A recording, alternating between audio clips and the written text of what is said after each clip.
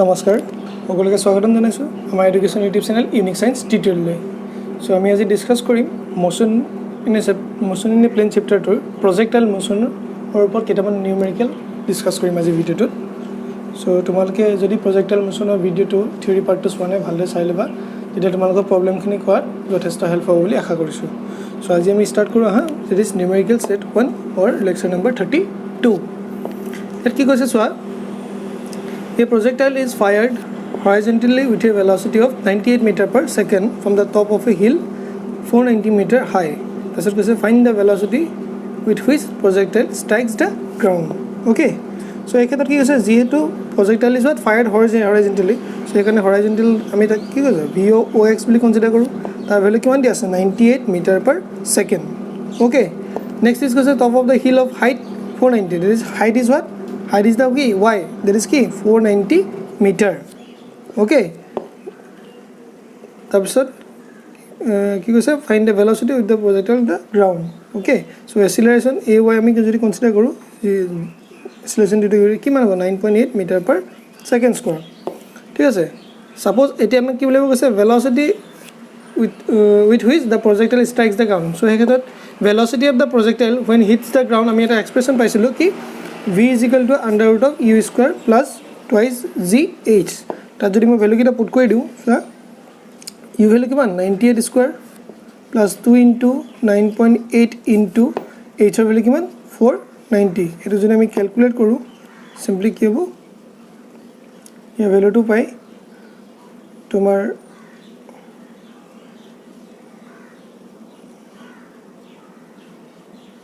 $138.57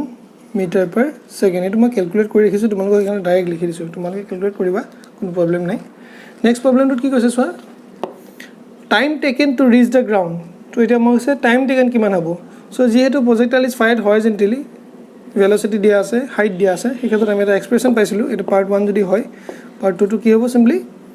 আমাৰ যদি চাও এই টাইম টেকেনটো যদি টি ধৰো হা আমি এটা এক্সপ্ৰেছন পাইছিলো VOYT plus half of AY t of square হয় না সো y ভ্যালু কিমান 490 v of y vertical direction কি আছে কোন 0 টাইম t থাকো half into 9.8 into কি t square হয় না সো এখানে কি দিব 490 is equal to কি 490 that is half into 9.8 t square or t square যদি কনসিডার করো 2 into 490 that divided by what 9.8 tak jodi moi calculate koru simply ki hoy eto 100 so t square equal to 100 or t is equal to ki simply 10 time ki second thik ase so next is what is ki hoise so distance of the target from the hill so ei kheta distance jodi ami koiba jao jeto amar ki hoise distance of the target from the hill eto ki horizontal range বুজাবো so এই ক্ষেত্রে horizontal range যদি আমি calculate কৰিবলৈ যাও simply কি হ'ব distance of the target from the hill is equal to কি horizontal range যদি হয় এই ক্ষেত্রে কি হ'ব simply VOX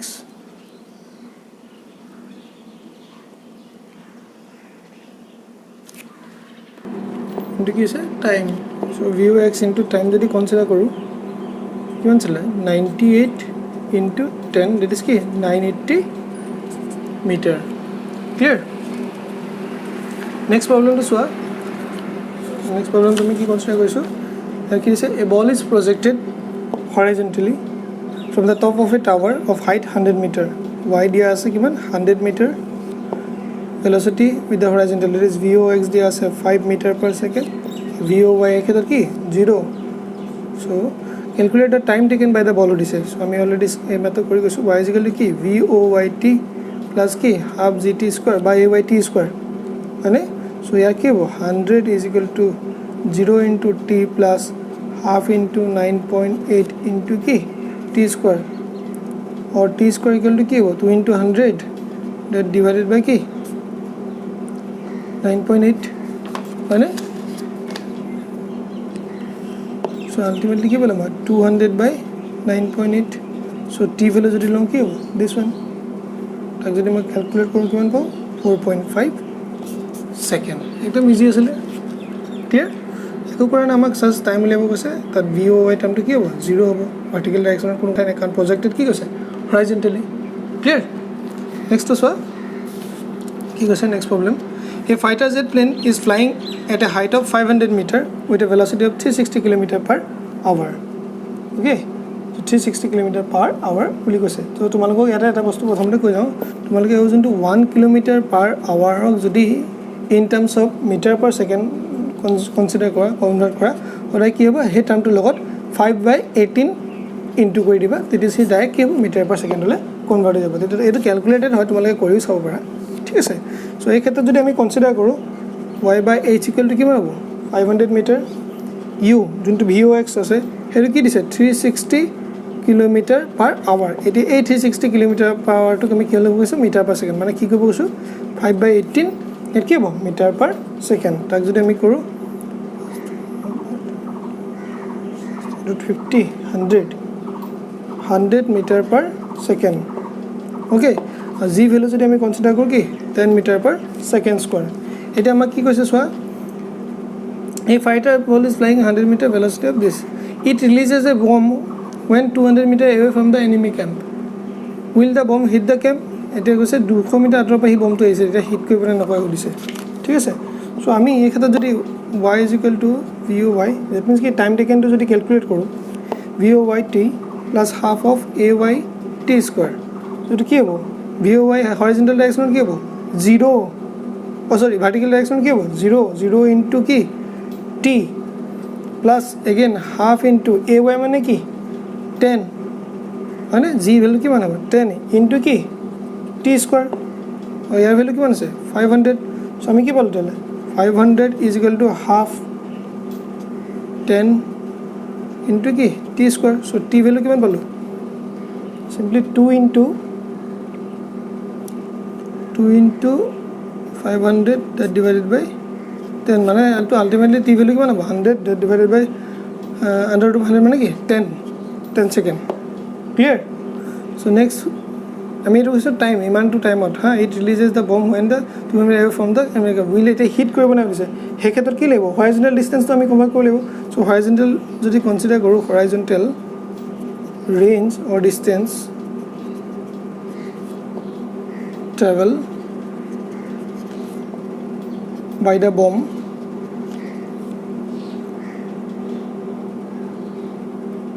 is equal to q vox into t vox মানে কি 100 তো আমি অলরেডি কনসিডার কৰি দিছো আৰু টাইমটো কিমান t সো কি হ'ব 1000 মিটাৰ হৈ যাব এতিয়া চোৱা এটা কোড কেটা হৈছে হিট দ্য গ্ৰাউন্ড কেটা হ'ব বমটো কিমান হ'ব 1000 metre the bomb will hit the ground at a distance of 1000 meter যেতিয়া বমটো এই দিব কি 100 মিটাৰ ডিসটেন্সত গৈ পিনে পৰিব কিন্তু তেতিয়ালে আমাৰ কি হৈছে সো ইট উইল আমাক কিমানৰ পৰা গৈছে 200 মিটাৰ এৱাৰ পৰা কৈছিলে ন so it releases the bomb when 200 meter away from the camp so এটা 1000 মিটাৰ পলো সো কি হয় it will not hit the camp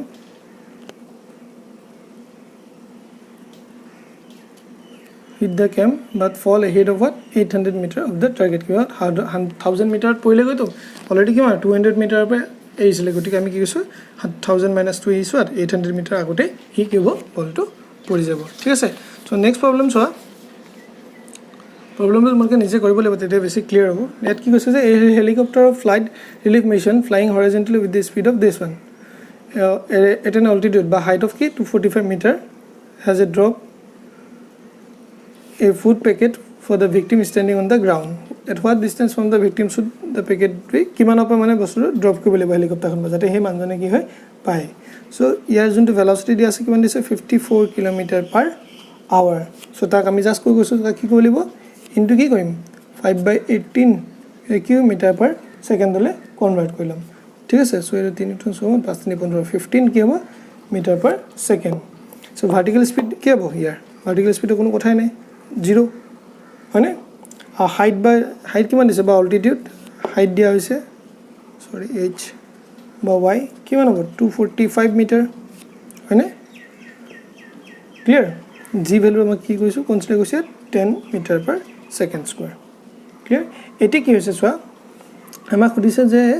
has drop a flat food packet for a victim standing on the ground at what distance from the victim should the packet be drop so এই ক্ষেত্ৰত প্ৰথম আমি কি কৈছো এই গিটা বস্তু calculate কৰিবলৈ আমি y = uyt plus half gt square use কৰো যত নিকি কি হৈছে 245 uy মানে কি uy ভ্যালু কি uy 0 so first term to 0 so second term to কি লিখিলা half into g ভ্যালু কিমান 10 into কি t square so এটো যদি কৰো 90 490 by 10 49 under root 7 so t square equal to কি হ'ব 2 into 490 that divided by 10 মানে কি t square equal to কি under root of 40 t is equal to what under root of 49 okay 7 second 7 second episode ই গৈ বিনে তাত পৰিবগৈ ঠিক আছে কিন্তু আমাক লাগে কি horizontal distance লাগিব মই যদি suppose horizontal distance x বুলি কনসিডাৰ কৰো ঠিক আছে so let x be the horizontal distance travel by the pocket to reach the কি হৈছে victim then কি হ'ব x is equal to কি হ'ব simply ux into t ux already কিমান আছিল 15 into time কিমান